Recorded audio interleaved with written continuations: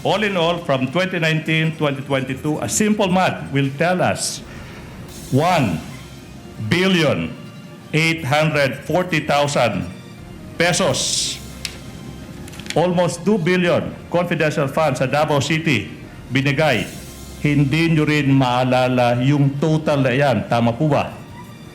1.84 billion pesos ang kabuuang confidential funds ng Davao City mula taong 2019 hanggang 2022, mga taon kung kailan alkalde si Vice President Sara Duterte ng naturang syudad. Yan ang isa sa prinesenta ng prosekusyon sa pagtistigo ni Gina Acosta, dating Special Disbursing Officer ng Office of the Vice President sa impeachment trial ni VP Duterte. Ngunit ayon kay Acosta, hindi na niya matandaan ang mga halagang 460 million pesos na alokasyon kada taon ng confidential funds sa Davao noong si VP Sara pa ang mayor nito.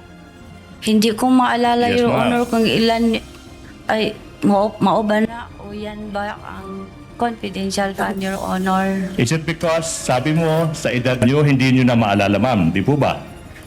Contributor po ang edad ko, Your Honor.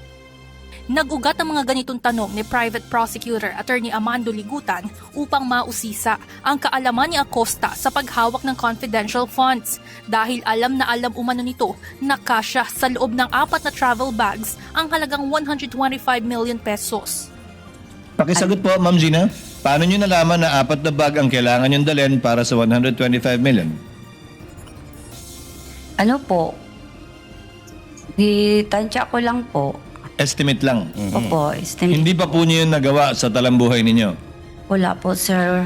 Ah, Dili pa po. Bago naging Special Disbursing Officer ng opisina ng Pangalawang Pangulo, naging Special Disbursing Officer rin si Acosta ng Davao City.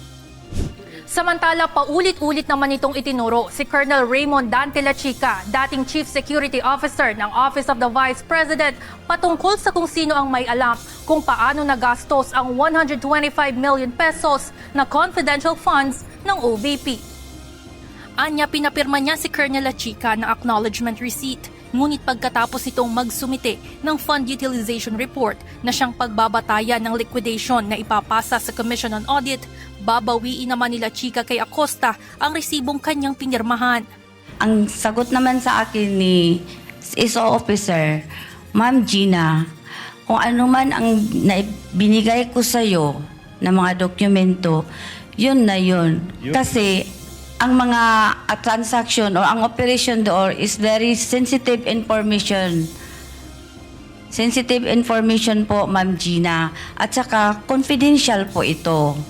Kaya kung ano ang binigay ko siya yun ng mga acknowledgement receipt, yun po, yun. Yun na yun. Ayon sa kanya, kay Colonel Lachica niya bineberipika ang tungkol sa paggastos ng confidential funds dahil ito ang nagpapatupad ng confidential activities on the ground. Una nang sinabi ni Acosta na kaya lamang niya ibinigay ang 125 million pesos kay Colonel Lachica ay dahil aprobado umano ito ni Vice President Sara Duterte, kahit hindi ito accountable officer para sa naturang pondo. Isa si Colonel Lachica sa nakalistang testigo sa impeachment trial ng Pangalawang Pangulo para sa alegasyong maanumalyang paggamit ng confidential funds. Evan Alvarez, UNTV News and Rescue. Diyos ang aming sandigan, serbisyo publiko ang aming pinahahalagahan.